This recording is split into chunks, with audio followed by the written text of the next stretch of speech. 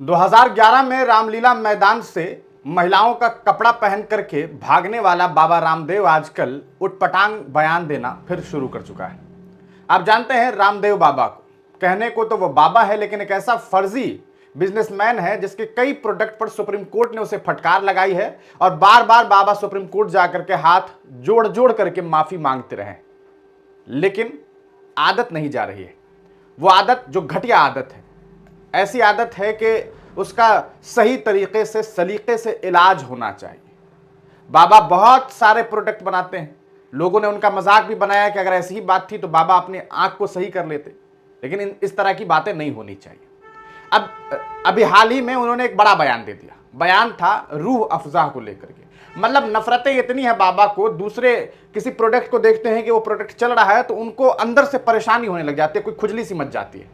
बाबा कहते हैं अरे आपको मालूम नहीं है ये जो रूह अफ़ज़ा है इसे पीने के बाद क्या होता है, ये जब आप खरीदते हैं तो क्या होता है, इसका जो पैसा है उसका इस्तेमाल मदरसे मस्जिद बनाने में किए जाते हैं, इसलिए आपको हमारा वाला शरबत पीना चाहिए जो हम पतंजलि से बना रहे हैं, जिसके कई प्रोडक्ट पर सुप्रीम कोर्ट ने फटकार लगाई है। कई बार मैं हाथ जोड़ जोड़ करके माफी मांगने के लिए जो गया हूं सुप्रीम कोर्ट, हमारे प्रोडक्ट को इस्तेमाल कीजिए, आपको सस्ता भी मिलेगा और ये जो प्रोडक्ट है इससे मस्जिद नहीं बनाई जाएगी, इससे मदरसे का निर्माण नहीं होगा बल्कि गुरुकुल बनेगा। वाह बाबा, गजब।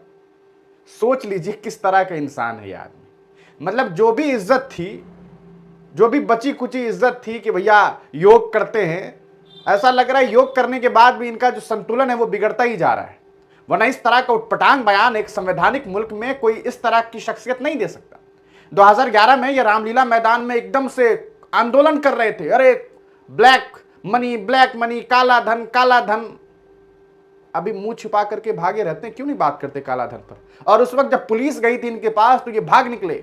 और आपको बताएं, मीडिया रिपोर्ट्स के अनुसार, कई रिपोर्ट्स में ये बातें सामने आती है कि प्रशासन ने कहा था कि ये भाग रहे थे, सलवार कमीज पहन रखा था और सलवार पहन करके भाग रहे थे। ऐसा लग रहा था जैसे वो कोई महिला हो जो चोटिल हो और इनके साथ दो और महिला इनके ग्रुप की थी। पुलिस ने जब एम्बुलेंस ऑफर किया तो इन्होंने रिफ्यूज कर दिया, नहीं चाहिए। फिर अचानक से प्रशासन के लोगों ने देखा, रे ये इस आदमी को दाढ़ी की वजह, इस महिला को, फटाक से भागे बाबा के पीछे पुलिस के आगे बाबा दौड़ रहे हैं, लेकिन पुलिस ने पकड़ लिया बाबा को। बाबा के चाल नहीं सुधर रहे, मतलब हर एक आध साल पे, हर 2 महीने पे, 4 महीने पे, 6 महीने पे बाबा उटपटांग बयान दे देते हैं। कभी कहते थे कि ऐसा है कि मोदी जी का राज आएगा तो 30-40 रुपए पेट्रोल डीजल मिलेगा, काला धन वापस आ जाएगा। मोदी जी 30-40 रुपया करेंगे, 100 पार है 100। ये लोग जो हैं असल में, इन लोगों ने ये समझ रखा है कि कुछ भी उलूल जुलूल बोल दो। अब इसके पूरे मामले के बाद रूह अफ़ज़ा में ऐसी बिक्री शुरू हुई है, मतलब इतना ज्यादा बिक्री शुरू हो गया है कि जिस बेचारे को पता नहीं था कि रूह अफ़ज़ा कोई चीज है उसे भी पता चल गई। फ्री का प्रचार कर दिया इस बाबा ने और जम करके उछाल है भाई साहब मार्केटिंग में। हर पत्रकार अपने हाथों में शरबत और बोतल लेकर के खड़ा है, रिपोर्टिंग के दरमियान पी रहा है, प्रचार हो रहा है फोकट का। बाबा जी का शुक्रिया तो रूह अफ़ज़ा के मालिक ही कर रहे हैं। आपको मालूम होगा सन 1907 के आसपास हमदर्द नाम की एक कंपनी 1906-7 के आसपास स्थापित हुई, 6 के आसपास, और साथ में ये प्रोडक्ट रूह अफ़ज़ा जो है वो बनना शुरू हुआ और आज भारत देश के कल्चर का हिस्सा बन चुका है रूह अफ़ज़ा। खास करके मुस्लिम कम्युनिटी के जो लोग हैं वो कह सकते हैं कि खजूर से जो है कुछ खाना शुरू करते हैं रमज़ान के महीने में इफ्तार के दरमियान, और कुछ पीना जो है वो रूह अफ़ज़ा से शुरू करते हैं। तो और गर्मी में तो ये शरबत लोगों को तरोताज़ा करने के लिए बहुत ज़्यादा इस्तेमाल किया जाता है। लेकिन बाबा लेकर के आए हैं कोई शरबत, अब पता नहीं उसमें गौमूत्र है नहीं है, वो तो बाबा बताएंगे, बाबा का प्रोडक्ट से पता चलेगा, मैंने देखा नहीं है। अब इस बाबा की मुसीबत बढ़ गई है। मध्य प्रदेश भोपाल में मध्य प्रदेश के पूर्व मुख्यमंत्री और फिलहाल राज्यसभा के सांसद हैं, उन्होंने इस पूरे मामले के बाद, दिग्विजय सिंह ने इस पूरे मामले को लेकर के भोपाल में प्रशासन के बीच FIR दर्ज करवा दिया है। अब बाबा को जाना पड़ेगा जेल, क्योंकि बाबा ने जो काम किया है वो है आपसी जो देश में उल्फत है उसे तोड़ने की कोशिश की है, देश को बांटने की कोशिश की। मतलब सोच लीजिए, शरबत को बांट दिया इन लोगों ने, शरबत जिहाद नाम जैसी चीजें सामने आने लगी है। देश को किस दिशा में ये लोग लेकर के जा रहे हैं और कोई बोलने वाला नहीं है, कोई टोकने वाला नहीं है, क्योंकि किसी को फर्क नहीं पड़ता ना। मुस्लिम कम्युनिटी के खिलाफ तो भैया कुछ भी कह दो, उनको गालियां दो, उनको मारो पीटो काटो, देश में वो भूमिका नहीं इख्तियार कर पाती ये खबरें जो प्राइम टाइम में बेसिकली होती है। क्यों? कहीं ना कहीं भाई एक समाज को आपने बांट दिया है, आपको लगता ही नहीं है कि वो आपका है, जबकि इस मुल्क के किसी मामले में वो आपसे कम नहीं है। इस देश की आज़ादी की बात रही हो, मुसलमानों ने सबसे ज़्यादा खून बहाए हैं। इस मुल्क की तरक्की में अगर मुसलमानों का योगदान आप देखेंगे तो आप देखिए, आबादी के हिसाब से हिस्सेदारी देने में ये कम्युनिटी सबसे आगे रही है। लेकिन इसे उस निगाह से देखने की कोशिश, और क्यों ना हो भाई, जब देश के प्रधानमंत्री मंच से ये कह रहे हैं कि अगर वक्फ की जायदादों का सही इस्तेमाल होता तो हमारे मुस्लिम भाई पंक्चर का दुकान नहीं खोल रहे होते, नहीं चला रहे होते। आहा, मैं तो पूछ रहा हूँ प्रधानमंत्री जी, आप बहुत इज्जत माआब हैं, आपने चाय की दुकान कैसे चला ली? चाय की दुकान मुश्किल से शुरू करने में कितना 15-20 हज़ार रुपये का भी खर्चा नहीं है। अरे पंक्चर का दुकान चलाने के लिए तो कम से कम एक सेटअप की ज़रूरत है, एक दुकान की ज़रूरत है प्रॉपर, 1-8 लाख रुपये खर्च होंगे। आप तो, लेकिन मैं ये मानता हूँ कि कोई काम छोटा नहीं होता, कोई धंधा छोटा नहीं होता है। और रही बात अब बाबा की, तो बाबा को लेकर के जो दिग्विजय सिंह का बयान है, ज़रा हम आपको वो दिखा दें ताकि आपको पता चल सके कि किस तरीके से बाबा की क्लास अब जो है वो कोर्ट में लगेगी। और मुमकिन है कि अगर कोर्ट ने सही तरीके से इस पूरे मामले को सुन लिया और देखा और निष्पक्षता के साथ अगर जांच पड़ताल हुई तो बाबा को वो सज़ा मिलेगी जो बाबा ने सोची भी नहीं होगी। क्योंकि बाबा तो दो धर्म मज़हब को तोड़ने के का काम कर रहे हैं ना।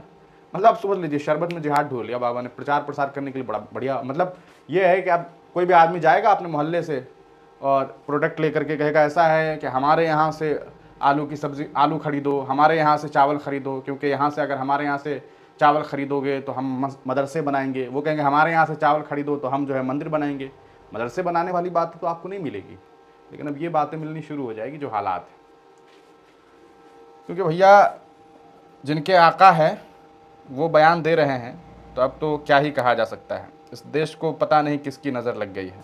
आइए ज़रा आपको सुनाते हैं इस पूरे मामले पर। इस व्यक्ति ने ऑन रिकॉर्ड ये कहा है कि